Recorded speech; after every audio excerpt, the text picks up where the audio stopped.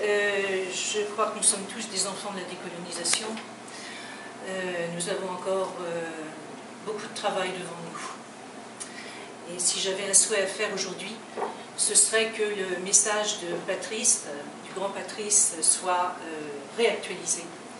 Car je pense qu'il y a toute une voie qu'il nous a tracée et qu'il faut aujourd'hui rappeler.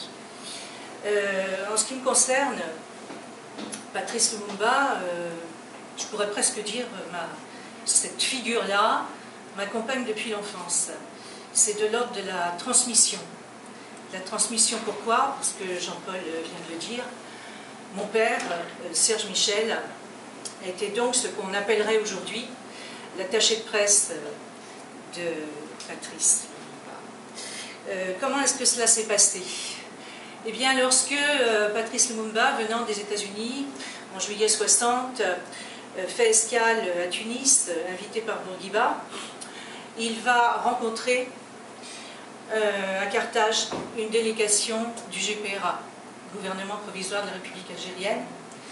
Il rencontre donc son président, Ferhat Abbas, et là, il va demander, au nom de l'unité africaine, il va demander une aide militaire, une aide juridique, une aide technique.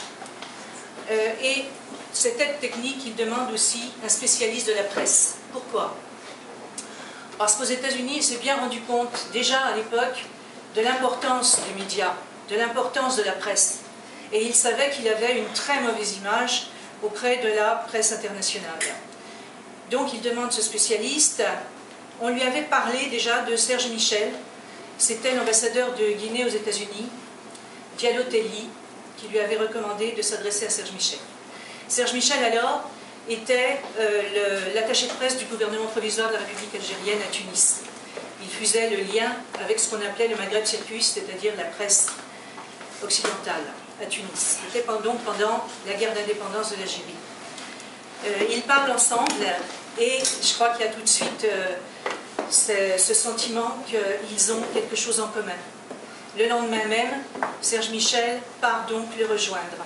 Et ce compagnonnage, je dirais, va durer donc pendant 2 mois, jusqu'en septembre, au moment où Patrice dira à ses fidèles, et il y en avait très peu, il en restait très peu, de sauver leur vie et de s'enfuir.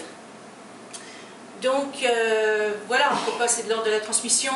Parce que mon père encore, sur son lit de mort, c'était en 97, en juin 97, il avait 2 visages qui le hantaient. Il avait celui de son ami Ali Boumendjel, martyr algérien, l'avocat internationaliste Ali Boumendjel, militant de la paix, qui avait été assassiné par les paras de Bijar. Et il y avait Patrice Lumumba. Et je dois dire que sur son lit de mort, quand il me parlait du grand Patrice, il avait encore des étoiles dans les yeux et il avait la gorge serrée. Donc, oui, pour moi, ça m'accompagne depuis l'enfance. Lorsque ma grand-mère paternelle, j'étais encore gamine, elle me parlait de Lumumba, elle me parlait, comment elle avait été dessus, je ne sais pas. Elle me parlait de son arrestation, elle me parlait de son martyre.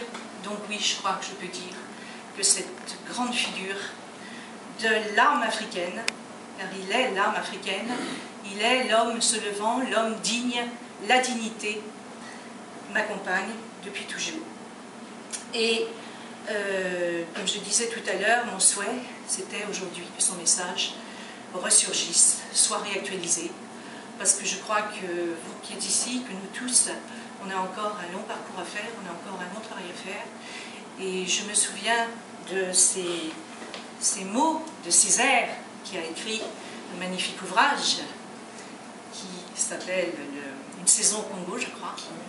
Cette pièce, pour le paraphraser, il disait que Patrice Lumumba était invincible. Invincible comme le feu qui va de brousse en brousse, comme les racines qui puisent dans le terreau. Et je crois que nous sommes là aujourd'hui pour en témoigner. Merci.